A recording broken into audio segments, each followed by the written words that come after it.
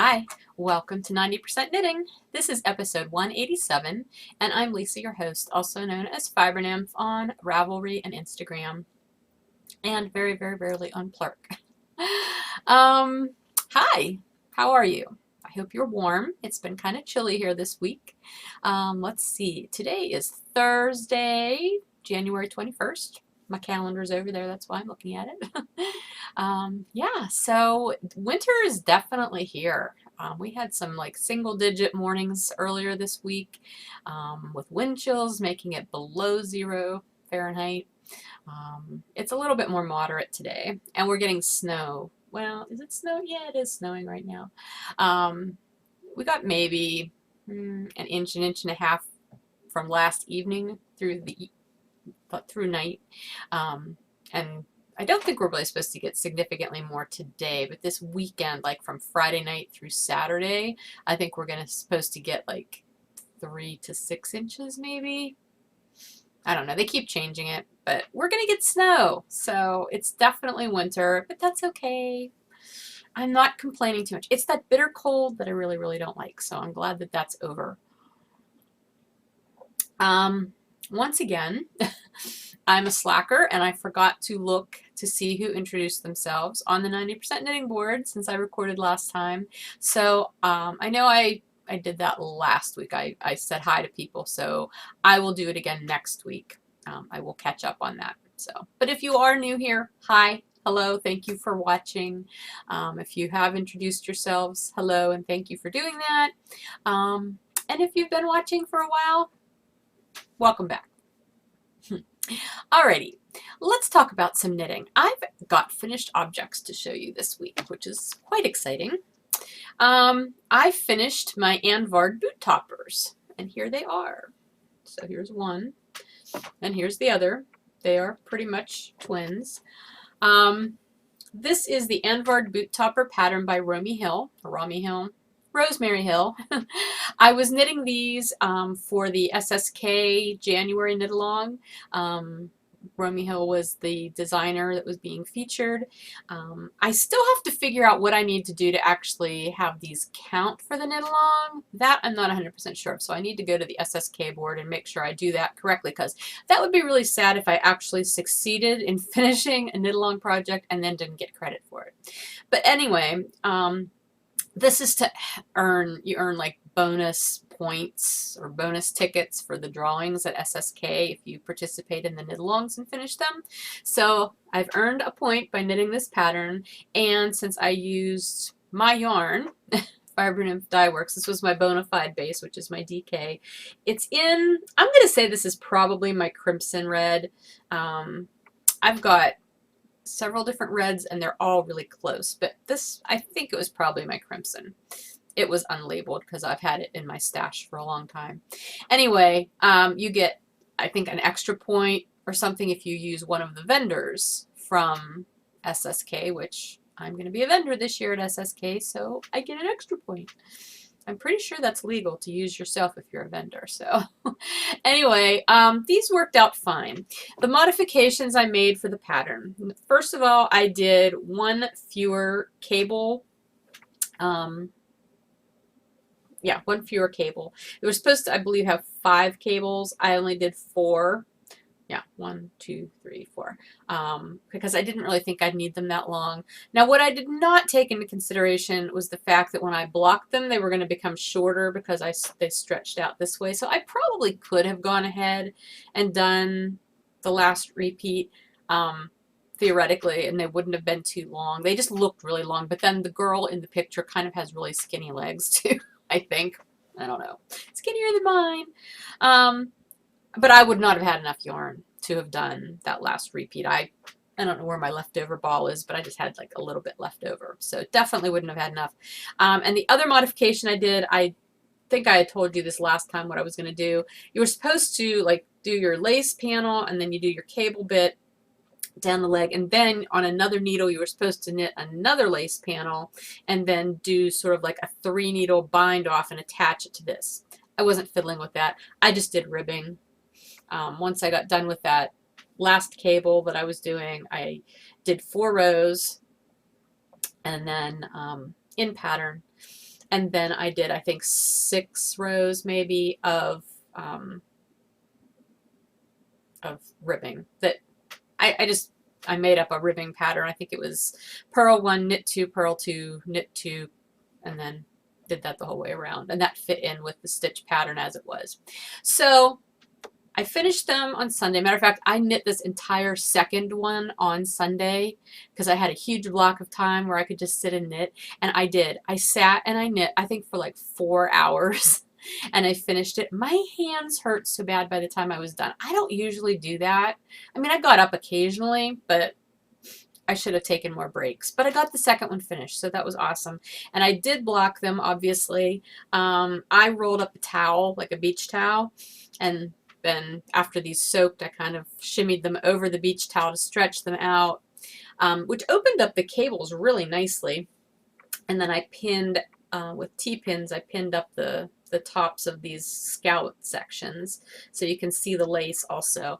Now, I did post a picture on Instagram of me wearing the boot toppers with boots. And I did one where this was just up. If I remember, I'll try to insert the picture here, but if not, it's on my project page.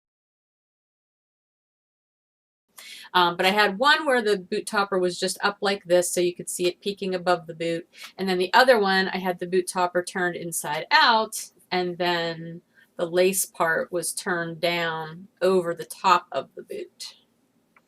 Like so, except it was even, more or less. Come on now.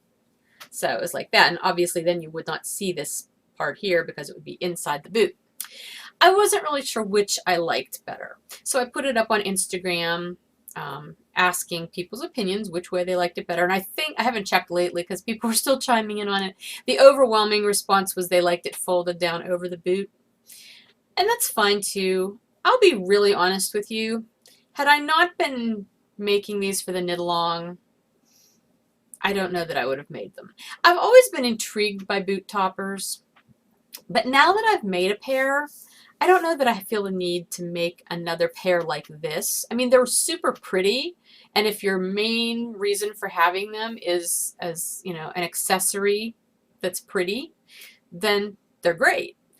I don't see much function in these. I mean, I could see function if you were using like a chunky, you know, a chunkier weight yarn or something that maybe was a pattern that isn't as open as this, like maybe just a ribbed pattern, or I don't know. Because then I could see it maybe acting as sort of an insulator at the top of your boot, keeping drafts from going down. I mean, it definitely would keep your like knees warm, I guess. And it could also just be the fact that I block these super aggressively, and so the fabric's pretty drapey, and it's not particularly, it just doesn't feel, I don't know what the word is, substantial. It just doesn't really have a substantial feel to it. They're very pretty. I like the finished product for that respect, but I don't see them as being super functional for warmth, I guess is my point. But that may not be the point of boot toppers. I don't know. They could just be to decorate your boots, and that's fine. And if that's what they're for, then they do that job well. But I don't know. We'll see. I'm still kind of intrigued by the notion of boot toppers, and I would be interested in knitting a pair that are a little more substantial and actually would add warmth to my legs. So that's a thought. We'll see. But anyway, those are finished. I'm very happy to have them done. And that, along with all my other things that I'm knitting, you can always find the details. In case I forget to tell you, like needle sizes and things, they're on my project pages because I'm really pretty good about trying to keep my project pages updated. At any rate, so those are done. I have another finished object, which wasn't even started last week, so it was cast on and finished all this week, and that is my Color Tracks hat. Now, this is the Color Tracks pattern by Melissa Transtrom from the Meltran Designs podcast, and this is my yarn because I've been doing kits with 2 half skeins of my cozy worsted weight base in, you know, contrasting colors, and a coupon code for her pattern. So I decided to keep one out and do for me, and I'm going to use this, you know, when I vend, it'll be a sample and everything. But I used the magenta and lime, and that's actually a fairly good representation of the color. I have not blocked this yet. I feel like it needs a little bit of a blocking just because my stitch gauge or my tension wasn't perfectly even when I was doing the colory parts.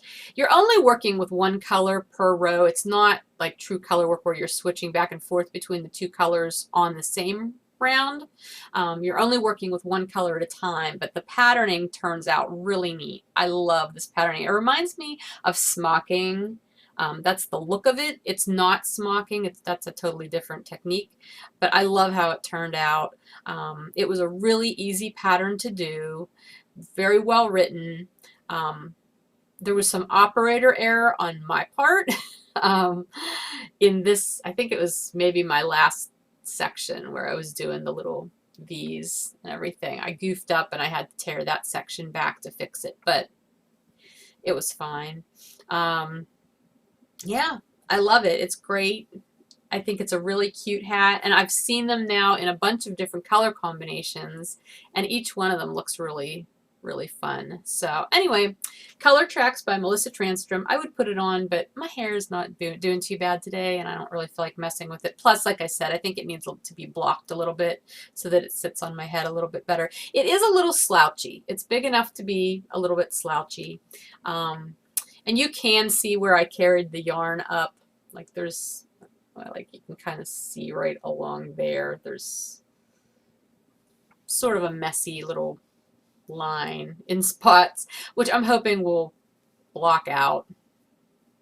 That's always the hope, isn't it? You can block that shit out. Yeah. So anyway, my Color Tracks hat was started and finished this week. And I would highly recommend the pattern. Not just because I'm selling kits for the yarn, but just because it's a really fun pattern to do. And it looks way more complicated than it really is. And I could see how this pattern would become addictive to want to keep doing them. So, oh, the other feature on this hat is you've got a rolled or a folded brim. So you knit the first part, you do a provisional cast on, you knit the first part of the brim, then you do this cute little contrasting row, so you have the purl bumps, and then once you knit up that far again, you actually you knit the original provisional edge along with this row, so there's no seaming. Like you don't have to hem it. I'm sure you've probably seen that in other patterns before, but I've not actually done that technique too often in my knitting, so it was fun to do, and I liked how it turned out. There is a visible rib or ridge there where it's folded up, but again, I think maybe once I block that, it will not be quite as evident. And I mean, when it's on, you can't really see it that much either. So anyway, really fun pattern. Loved it. And another finished project. Yay. Okay, so other than that, I've been working on things. Oh, and I'll stop here and tell you what I'm wearing. You may recognize this because I knit this last year. I think I finished it in September. This is my Nurmalintu shawl, scarf, whatever you want to call it. It's a long piece. I'm not going to undo it because I've got it on here pretty well, and I've got it on here with a shawl pin, and I'll never get it back on this way if I take it off right now to show you. But again, actually I can't even say look on my project page because I realized today that I never took a finished picture of it, just open and laying out. So I actually did a selfie right before I started recording since I don't look too bad today. So I have like a picture of it this way on my project page, but I don't have the open version. But if you look at the pattern page, you'll be able to see what it is. I knit this out of Handspun. This was a loop bump that I had spun up at some point. It looked really cool, and I had this on this morning. I was out earlier today, and I had this on, and I had it on with my sheephead hat, and the natural colors of the sheephead hat and the natural colors, because you can't, I don't know if you can see it, it's got this real like an oatmeal-y natural color, and then this kind of moret-y fawn brown, not fawn, it's more of a moret brown, and then it goes into the green. It coordinated really nicely, so it's almost like I had some sort of a matching set, which is good for me because usually I'm pretty bad about anything matching with my hand knits. I kind of tend to look like the hand knit bag lady, just like with a little bit of everything on and all kinds of colors. And it's not that the green and brown and natural really goes with this combination, the pink and the black, but you know, whatever. Fuchsia, is this fuchsia? Maybe it's a deep magenta. I'm not really sure what color this shirt is. I just like it. Anyway, that's what it is. I don't remember who, let me see if I can find the, Nurmalintu is by Heidi Allender. So anyway, it was a fun pattern to knit. I didn't have enough yarn to knit it according to the pattern, so mine's a little shorter than it would be if you were knitting it according to the pattern. But you might remember I was kind of about it when I finished it, but I really like it now that I'm wearing it. And this is actually the first time I've worn it, and I think it was the first time I've actually worn my sheephead hat too. So like, the hand knits are getting worn. That's always exciting. Okay, back to works in progress now. I made progress on my sparkly rainbow sock blank sock, which is sort of tangled up here. Oh well, we won't worry about that right now. I honestly do not remember how far I was last time I showed it to you. I think I was maybe about here. So I've made a good deal of progress on it. I'm definitely past the point where my afterthought heel will go in. I probably should measure it soon because I need to go 11 inches from the cast on edge before I start doing my toe. I'm going to say I'm probably at about 8 or 9 inches there. And pretty soon I'll be getting into, I have all this pink section to go, and then it'll be getting into this red, and I'm hoping I'll get down to the yellow for the toe. That's my hope. I know I could like break the yarn and wind some off, but I don't really want to do that. I think I'll definitely get down into the yellow, at least for the toe, because I would like to have all of the colors on both socks. They're not going to be matchy at all. But here's the first one, and so here's the second one. So the second one, or the first one, ended with some red going into pink. So if I get yellow down here on the toe, that would be kind of cool, I think. Anyway, I'm enjoying knitting with this sock blank the more I do it. And someone, I'm sorry, I don't remember who, I think mentioned maybe in the episode thread last time about when they knit sock blanks. I don't know, it was somebody who commented somewhere. They unwind them with the ball winder, or they unwind them and maybe soak them. I know people do that, but for me, I wanted to try the experience of knitting directly from the sock blank because I feel like that's sort of how they should be done. I know there's no rules. You can't, it's not like you can't do it another way and soak it and take the kinks out. But I didn't want to. So that's why I'm doing it. But like I said, I'm enjoying this process the more I do it. So I think I've kind of gotten over that feeling of knitting with kinky yarn. And that was, the sock blank was from Knitty and Color. I got that at Maryland Sheep and Wool last year. I'm knitting that on 1.5s. And yeah, once I'm done with both socks, that's when I'm going to do my afterthought heels. I told you last week I just wanted to wait so that I could decide what color to make the heel on both socks, since I know I'm not going to use that entire sock blank for the length of the heel, the length of the socks. Well, obviously I wouldn't be, because then I wouldn't have anything to do with the heels. But anyway, I'm going to quit babbling about that. All right, so I worked on that. I also worked on my garter bias wrap, whatever you want to call it, that I'm doing with the languishing neutrals that I showed you. Now I showed you that whole basket of neutrals last time. I'm not going to go through them again, but here is my progress so far. Now last time you saw it, I don't remember if I had the whole second repeat of the yarns done. I may have, or maybe I only had the first one. I don't know. So I started here, and there's 8 different yarns that I'm using. So that went up through here. That was the first repeat. Then here I started the second one, and that went up through here. And now here's my third repeat right here, this little bit. Can you see what I did wrong? I told you last time I was doing 2 garter ridges of each color before switching to the next color, as opposed to my giant Afghan of Doom that I did, the garter stitch Afghan of Doom. I only did 1 garter ridge of each color in that. Well, I was not fully awake one morning this week when I was working on this, and so when I went through the colors the third time, I only did 1 ridge. So it's a design element now. I'm not that upset about it. I'm not worried about it. I don't really care. I'm not going to do that every time, but now that I've done it once, I kind of think I may do a segment every so often where I only do one garter ridge of this. Yeah, just, you know, because I can. I had an epiphany about this as I was knitting that this week. I told you, you know, I'm just tying off the ends. They're going to be like an integral fringe by the time they're done. And my original thought was that it would be on this end, and then I would have the long bit, and then it would be on the other end. But what I didn't think about was once I get this to, you know, the depth that I want it, which I'm going for probably about 20 inches, and it's not, it's, I think about 14 inches right now, along this edge, then I was going to start just knitting straight across. But to do that, to knit straight across and not have this edge anymore, that would mean that my fringe was going to end up being either on the top or the bottom, depending on which way you had it flipped. And that would look kind of funny to have all this fringe on this side and then on up at the top. And then once I got to the other end, there would be fringe on one of the other edges. So that would leave one edge with no fringe. And having fringe on multiple edges just seems odd to me anyway in that way, unless they're the opposite edges.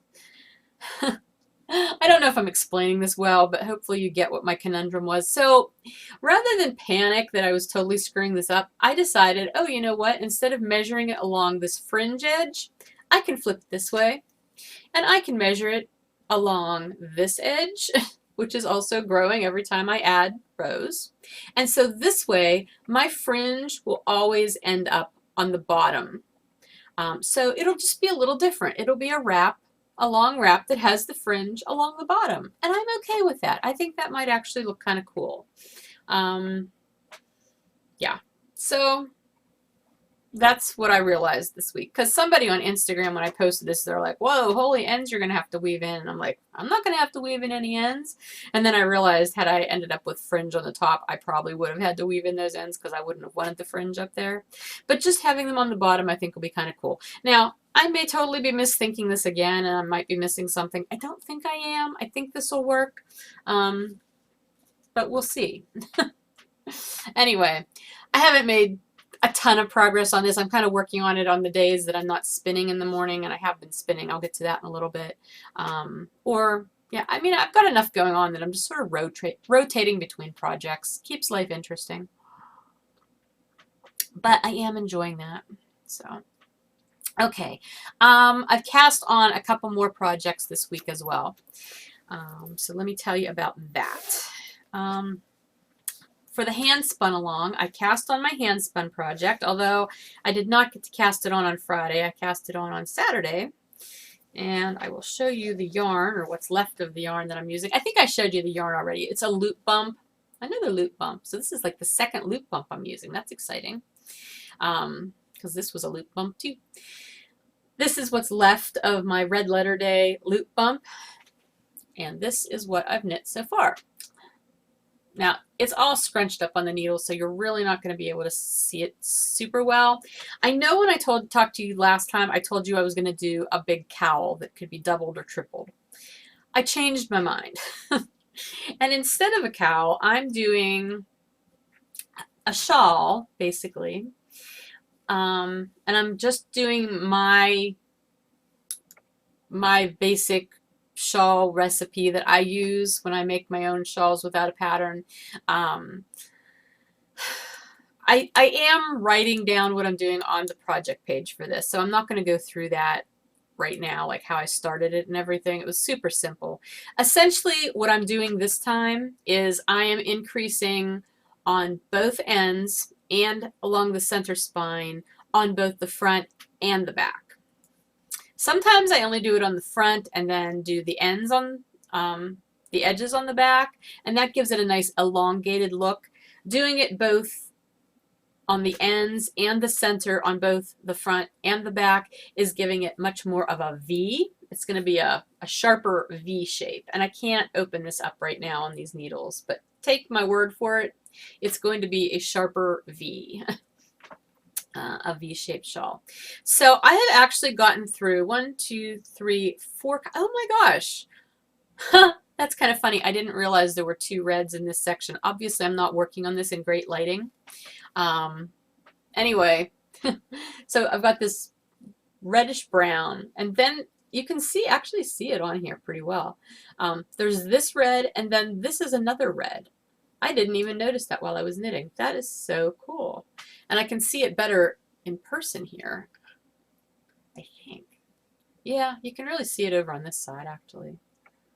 I don't know how well you can pick it up, but I can definitely differentiate between the red here and the red down here. And now I'm into this burgundy-ish wine kind of color. So then it'll go from that into an even deeper purplish, dark purplish, brownish purple kind of, and then into a brown, then into a black, I think. Yeah. Anyway, so it's coming along. I'm just going to do it. I don't think I'm going to do anything spectacularly exciting to it. It's going to be a very simple thing. I'm actually, I'm knitting 1 stitch, doing my yarn over, and then knitting across the front. And then on the back, I'm knitting 1 stitch, doing the yarn over, and then purling across the back. So I'm getting stockinette stitch instead of garter. I've done this shawl formula in garter before, but I wanted to do it in stockinette this time. So it's definitely a heavy yarn. It's definitely kind of like an Aran weight, and I actually did find my notes about this yarn when I spun it. I try to keep yardages on my phone. I didn't think I had that on my phone because I had done it so long ago. It was like back in 2013, but apparently I did make the note, and it transferred when I got my new phone, which is always fun. I had 180 yards. So I've got 180 yards to work with. That would have made a really gigundous cowl. So I'm really kind of pleased that I did not choose to do a cowl with this, because I think that would have just been way, way, way too big. Or it would have been super, super wide. I don't know. But I'm using US 9s, which is a good needle for this size yarn. I started out on 8s and I did a couple of inches and it was just way too tight and it was hurting my hands. I went up to 9s and it's fine. So yeah, it's really actually very good mindless knitting. I've knit on this while watching TV a couple of times and it's working out really well. So good project for that. And I am fully confident that I will be able to finish that within the time frame of the Handspun along, which it's always good when I can get things done for my own spin alongs or knit alongs. So, okay, what else? I cast on one more thing, and I just cast this on yesterday because I was watching the Milk Shed podcast, which it was her first podcast that she's done in several months because she was having computer issues. But I was watching her yesterday, and this was a project that she had done. And I thought, as soon as she showed it, I'm like, I have to make that hat because it's just super cute. It's called Capucine, and you can see there how it's shaped. It's got this ribbing and ribbing. And then the body of it is garter stitch, and then up at the top you go into stockinette up at the top. And you can kind of see on these, because she's got it written for both bulky and super bulky yarn. But that's the general shape. And then what's really fun about it is there's tassels, really long tassels that you put off the bottoms and off the back. I am so bad at doing this in the camera, but I just love the tassels. I think they're so cool. Anyway, so I am knitting this out of some of my Mega Base. So here's one of the skeins, because you essentially need a skein to do the hat, and then you need almost as much yarn, the pattern says, to do the tassels. So I have 2 skeins, and this is my violet color, semi-solid.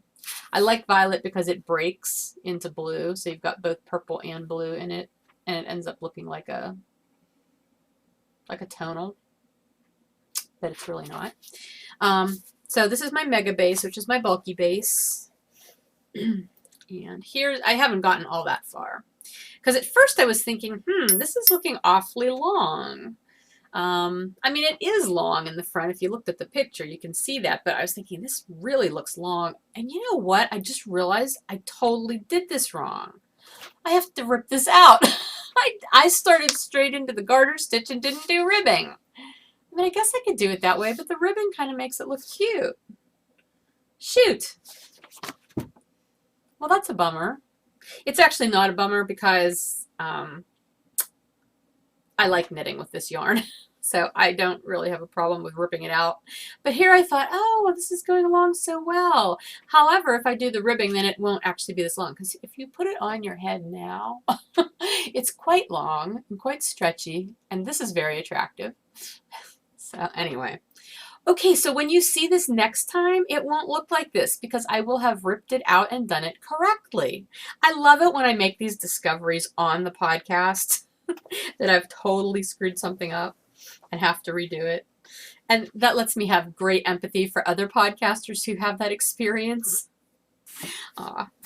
It kind of makes me think of Laura from the Dyer's Notebook when she was doing her sweater a couple of months ago, and she was showing it, and she had the realization that she had done something horribly, horribly wrong. I think it was on a sleeve maybe. And she had to like stop recording because she was so upset. And I think she periscoped it or something, but I could feel her pain then and understand it. Excuse me. And obviously this is nothing like having totally messed up a sweater sleeve, but still. When you're a podcaster and you realize your mistakes while you're podcasting, it's keeping it real, people. At any rate, I don't know if I even told you, the pattern is called Capucine, and it is by Adela Ilikmanova, I'm going to say. Yeah, it's a really easy pattern from what I can see. I'm knitting it on 11s. I don't have 10s. That's what I wanted to go for, and I think it probably would have been better on 10s, but I do not have US 10s. I think I have US 10.5s, but they're bamboo needles, and I don't like using them because they're not pleasant bamboo needles. I have 9s, I have 11s, so I defaulted to 11s, and I think it'll be okay for what this is. It'll be fine. We'll see. If not, then I'll rip it out again and go down to 9s. I don't know. Maybe I'll just go down to 9s originally from the get-go whenever I rip it out. But I really feel like 9s might be a little too tight for bulky weight, since I'm using 9s on Aran weight and it's working out well. I don't know. I may have to play around with that a little bit. Basically, this was one of those things, like I saw it on her podcast and I'm like, I have to have that. And I immediately went and I wound up the yarn and started knitting on it and didn't even bother reading the pattern, apparently.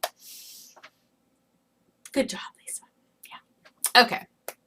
Let's move on to spinning. Where is my spinning? I showed you last week my six oldest fiber stash items, right? And some of them were fairly big, but I wanted to get a jump on that and start spinning some of that fiber. So I chose one of the smaller lots of fiber, and I chose the Sanguine Griffin bat. So let's see, where's the tag? This is obviously old because she's not Sanguine Griffin anymore. But this was a Surbat. It's 50% merino, 33% superwash merino, and 17% silk. 3 ounces. The colorway is Lancelot. I honestly, once I'm spinning it up, I think it really reminds me of Starry Night, like the Van Gogh painting, or Starry Night with a TARDIS in it, because it's definitely got that TARDIS-y blue in there. If I can get it to focus. Yeah. So, anyway, I do not love spinning merino. It's not my favorite fiber to spin. I'm also not super fond of spinning bats. I like spinning small bats that spin up quickly. They're fun. These were huge bats.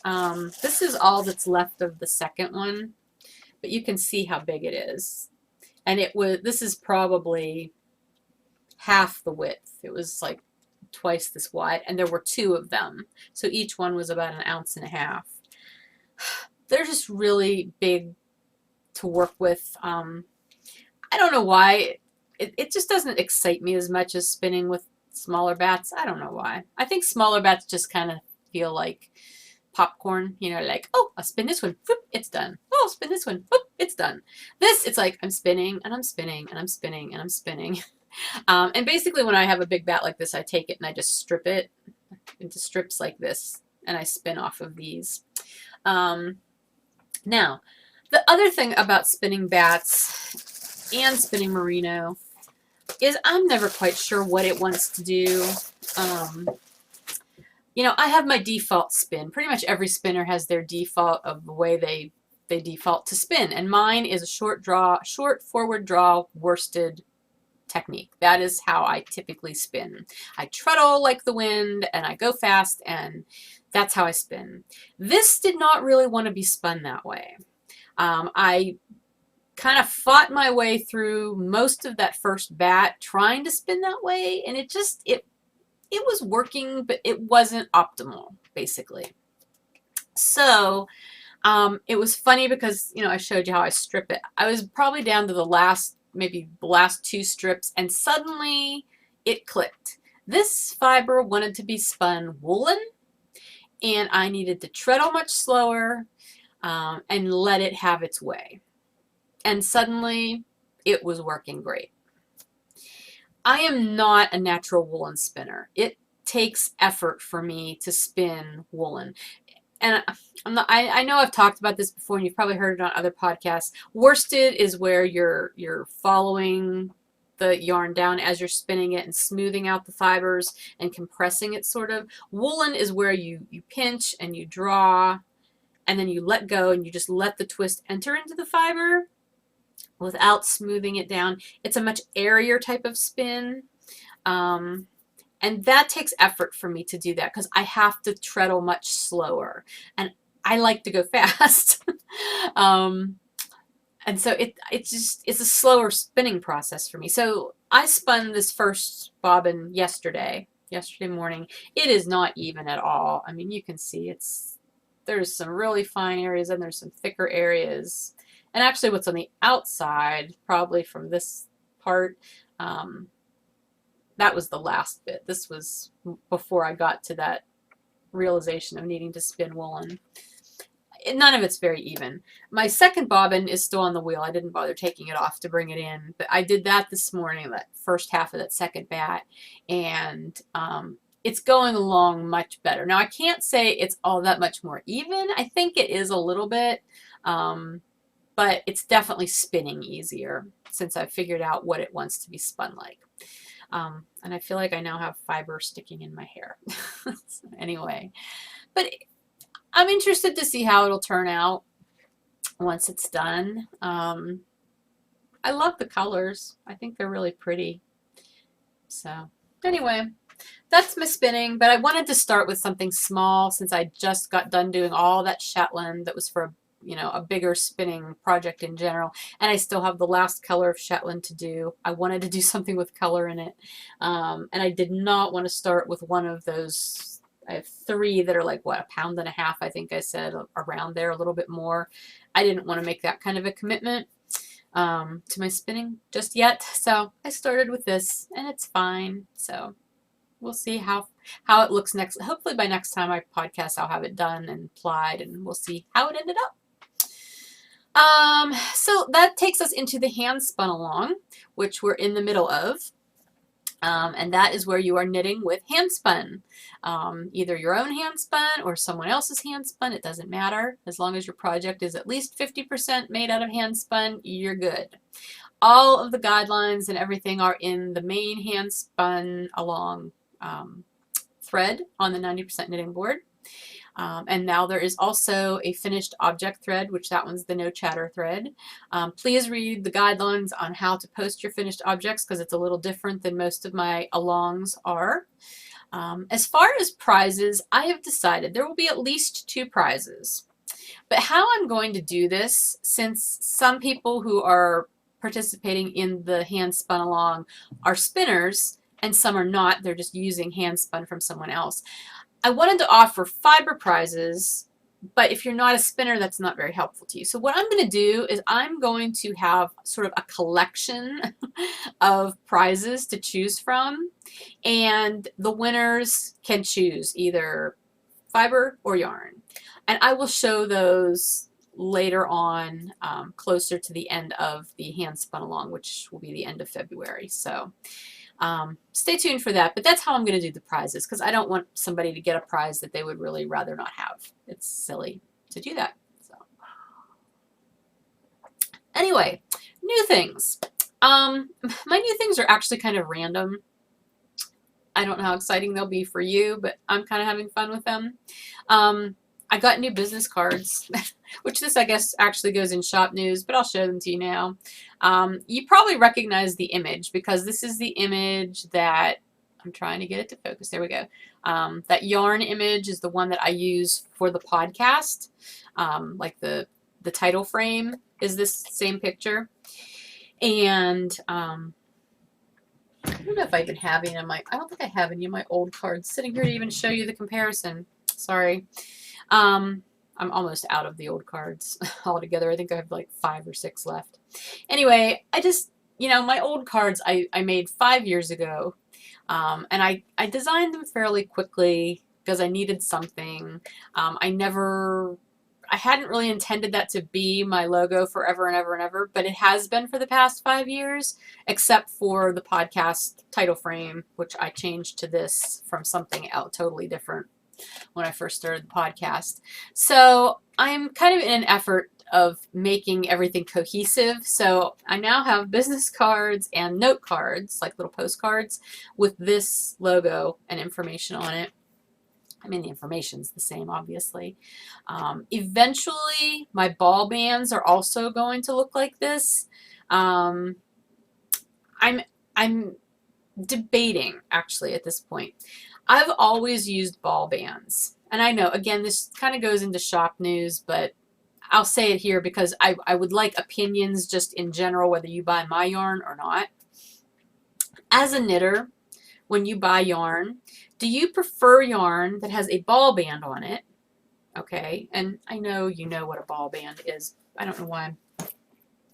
The band wrapped around the yarn, like this. Okay, ball band wrapped around the yarn. Do you prefer this, or do you prefer buying your yarn that has all of the yarn information on a business card that is attached, like with a string just hanging off of it? Which do you prefer? I have always preferred ball bands, personally. But I was talking to my friend Melissa from Meltran Designs, and I was telling her that I had this quandary. I wasn't sure whether to just continue doing ball bands or maybe just go to using my cards and putting information on the back. She said she likes cards better because then she can save the cards and they're easier to store, and she always has the information about the yarn. Which makes sense, because when I have to save ball bands, I end up with stacks of ball bands clipped together like this, and they are a little bit bulkier to save. So if you have an opinion, whether or not you are ever interested in buying my yarn, I would just love to know it. Do you prefer ball bands? Do you prefer cards? Or do you prefer some other way of labeling yarn? If you want to add that into the episode thread comments, that would be awesome. I guess I could start a thread. Maybe I'll start it over in the Fiber Nymph Dye Works board, since this is more of a businessy question than anything. At any rate, eventually my yarn will also have this same image on it. I'm working towards that. That's a goal for this year. So anyway, another new thing, I have a Nancy's Knit Knacks ball winder, the heavy-duty ball winder with the power base.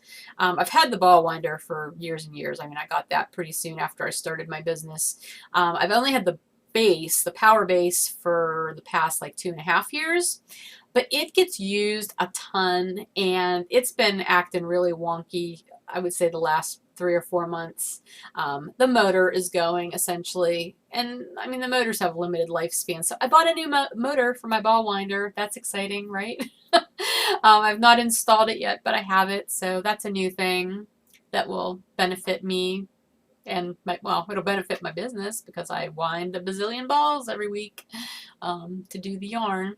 Or a bazillion balls get wound, I guess I should say. I do not do all of the winding. I have helpers for that. But anyway, oh, and the other thing that's new, and this is a silly little thing, but it's so fun. I got this, okay? Do you know what this is? I never saw one of these before until around the holidays when Christopher, my son, bought one for his sister. I think he has one too. It is to put on the back of your cell phone. Like, it's a suction cuppy thing. And you put it on the back of your cell phone, and so you can stand it up on a surface.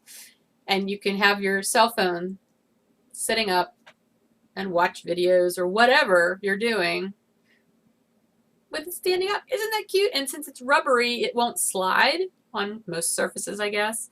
Getting it back off my cell phone is always a challenge. There, eventually it just pops off anyway. But it's so cool. When I saw Emma's, I'm like, I want one. So he ended up buying me one too.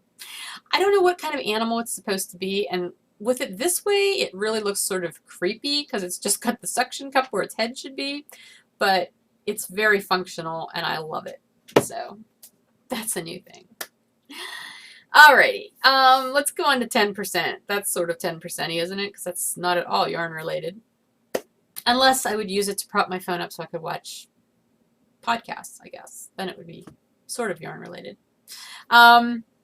I told you last week that my snowblower, I was really mad at it because it wasn't working. I've since resolved that issue with the help of a friend. I'm basically just a dork and was not running it correctly. There is nothing wrong with the snowblower at all. So when we get all this 3 to 6 inches this weekend, I get to take it out again and run it correctly, and it should work. Yeah. Anyway, what else?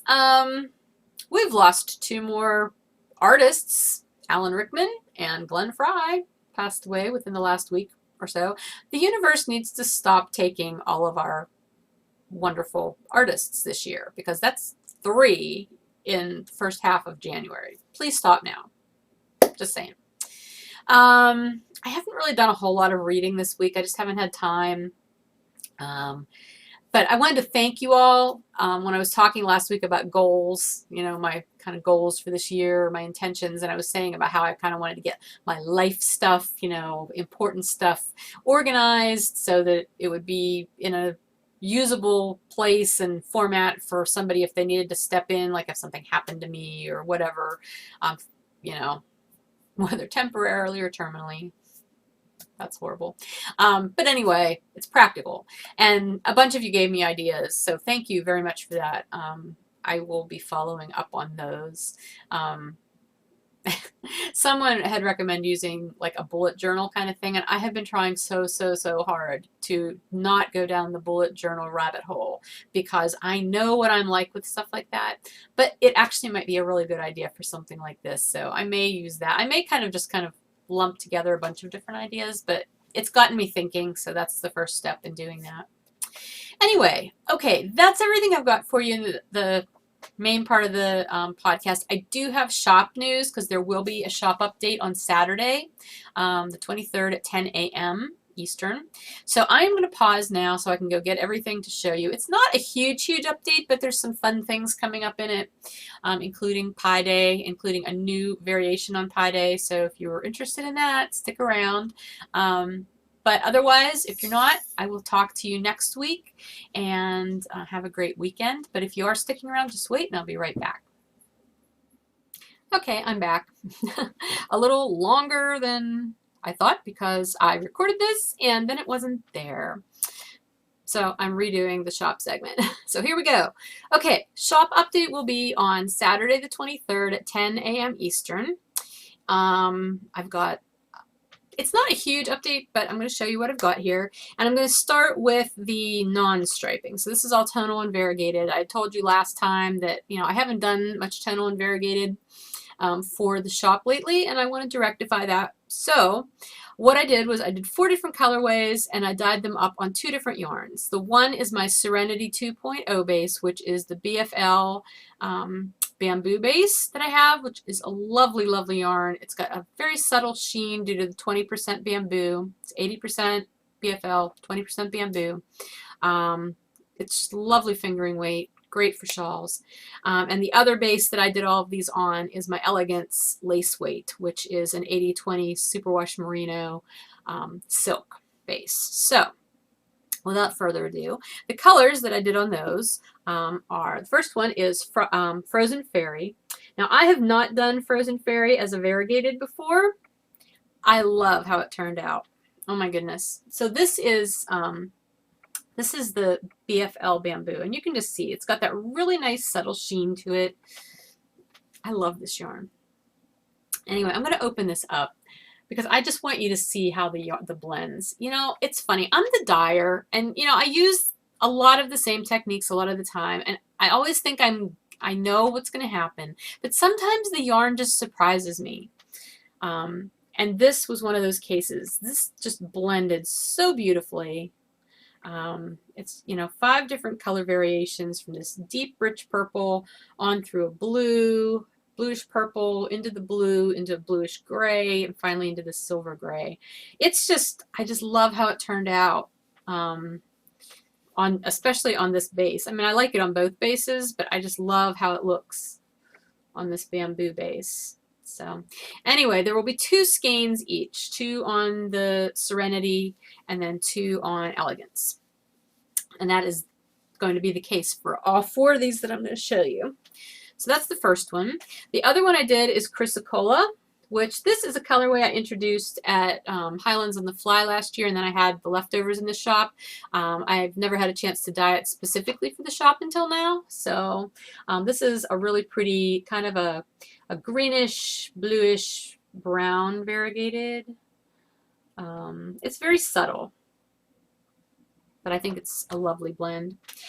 Then I decided I wanted to play with speckling. So many people are doing speckled yarns, and I'm not the kind of dyer who feels like I have to do everything that everybody else is doing, because I don't. There's some things that, you know, they aren't my cup of tea, but the speckling has intrigued me, and I decided to try my hand at it just to see if I like doing it or not, and if you guys will like that I've done. I have done speckling on other yarns in the past, a couple, like my Cheer Cheer colorway, the black is speckled on there, and that was on purpose because it was meant to represent the cardinal's beady little black eyeballs, so it worked really well as a black speckle.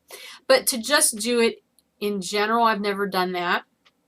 And just to point out, speckling is much different than flecking. Flecking, you've heard me talk about like red flecks in colors that should not have red flecks. That is unintentional, and that is usually not wanted at all.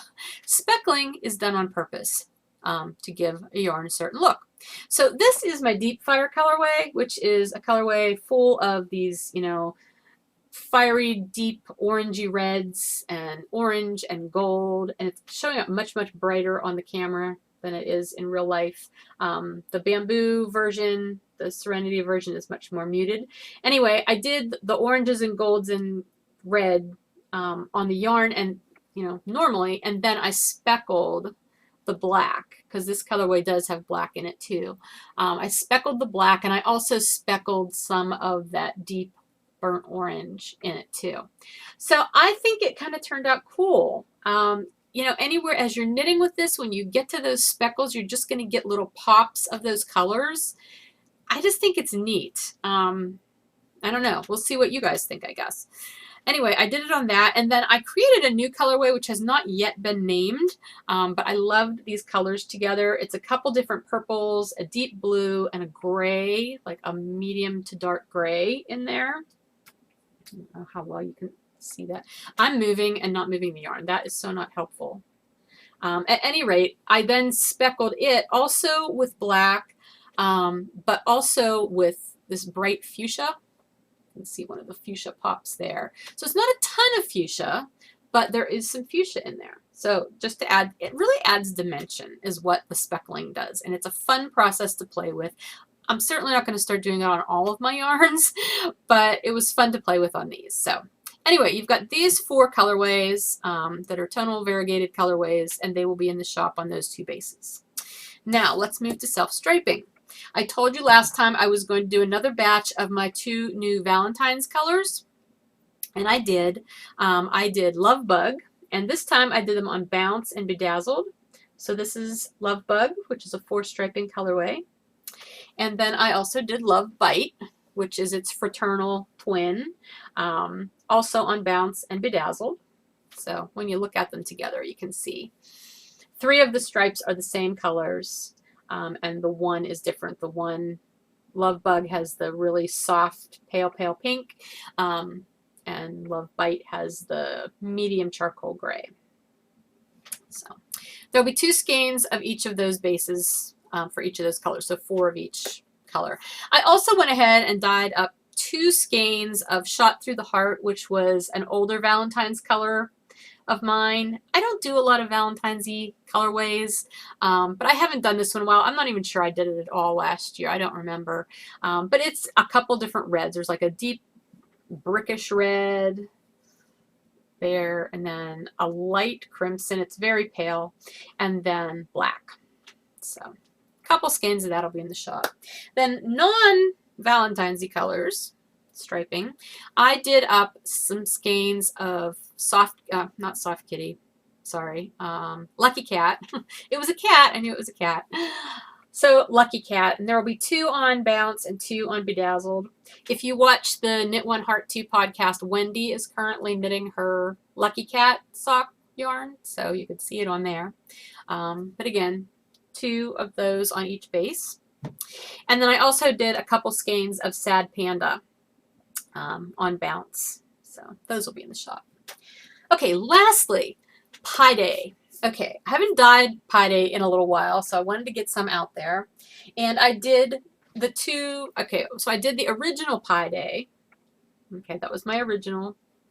And then I did a second helping of Pie Day. And those are both on my Heavenly base, which is my MCN base. And I decided I wanted to do a 3rd variety of pie. And here we're talking about PIE. So Pie Day is PI Day, which if you follow geeky kind of stuff like that, that's March 14th, 3.14, is Pie Day, and that's why I originally dyed this. The thing about Pie Day yarn, in case you're not familiar with it yet, is this is not a skein that will ever repeat its pattern. The striping pattern follows the digits in the numeric sequence of pi. Okay, so no striping throughout there is ever going to match up. If you wanted to make matchy socks with this, you would have to buy 2 actual skeins to do that. Just getting that out there. So anyway, Pie Day, then I did a second helping of pie, and each of these stripes is represents a flavor of pie, P-I-E, which will be listed in the listing. And I may actually add like little notes in the skeins, because somebody was saying, you know, I wish I could remember what the pie flavors were. So I may do that this time too. I've not done that in the past, but since somebody asked, I think I probably will. So there's those. Well, then I wanted to do another flavor of pie yarn. And this pie is pie that you're never ever going to want to eat. I'm calling it the darker side of pie. And the inspiration for the darker side of pie is all berries that are poisonous. So you would not want to make pies out of these berries. So let me find my little cheat sheet here so that I make sure that I tell you this correctly. Where did it go? Hang on. Okay, I'm going to just wing this and hope that I remember them all correctly. And let me just say outright, if you are a botanist and you know what these berry colors really look like in real life, you're going to recognize that some of them I've taken some artistic license with. But you know what? I'm working with yarn and dye, so I'm allowed to do that. Anyway, the very first one is juniper. And I apologize that I have this Band-Aid on this finger. Here, I'll use this hand so you don't have to look at my Band-Aided finger. So this bluish purple is for juniper. Then we've got red, which is for holly. Holly berries are poisonous. Even though birds eat them, animals and people should not. And then, okay. Sorry. I'm trying to find the right color because it's a really blackish purple. Oh, for goodness sake. And it's right next to the black. Well, it is in the skein here. All right, so this, it's a purple, but it's a deep blackish kind of purple.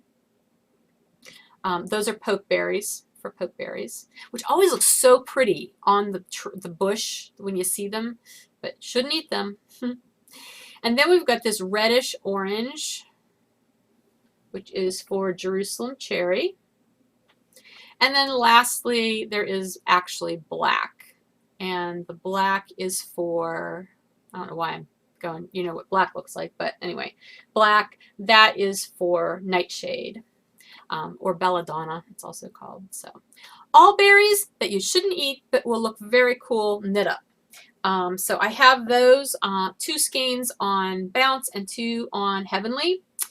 And just to let you know too, every skein of pie yarn, regardless of the colorway, will come with a stitch marker attached to it. That stitch marker is attached to the end of the yarn where the pie number sequence begins. So if you want to knit your socks or whatever you're knitting with this, and you want to be sure to start with the 3, the very first number in pie, look for the stitch marker, and that's how you know to start there. So that's it. That's everything that will be in the shop on Saturday. Like I said, it's kind of a smallish update, but hopefully you'll find something fun that you like. Oh, I almost forgot. I wanted to tell you, Indie Knit and Spin. I will be vending at Indie Knit and Spin on February 6th. That's here in Pittsburgh. It's in the Edgewood part of the East End at the Edgewood Community Building. It'll be from 10 to 4. We did just have an Indie Knit and Spin back in November. If you weren't able to make that one, try to get to this one because it'll be a really... it'll be a good show. So, and I already did this. Sometimes I wait until like the week before the show, but since I'm really working on finishing up my dyeing for the show, I did it this week, is I went through my shop inventory and I pulled a bunch of things out that I'm going to take with me to the show. So if you've been to my shop recently and you saw something and then suddenly it wasn't there, that's probably why. I mean, it could have been purchased too, but I'm just saying, if it doesn't sell at the show, I will just put it directly back in the shop. You won't have to wait till an update. But if it sells, then it's gone and I'll have to re-dye it again some other time. But I just wanted to let you know that if you've noticed that the shop's inventory has dwindled radically all of a sudden, that's probably why. But it just helps me out because then I know what I have that I can take with me and I don't have to re-dye for the show. Okay, that's everything now. So I'm going to say goodbye. Have a lovely rest of your week, and I will talk to you next week. Bye.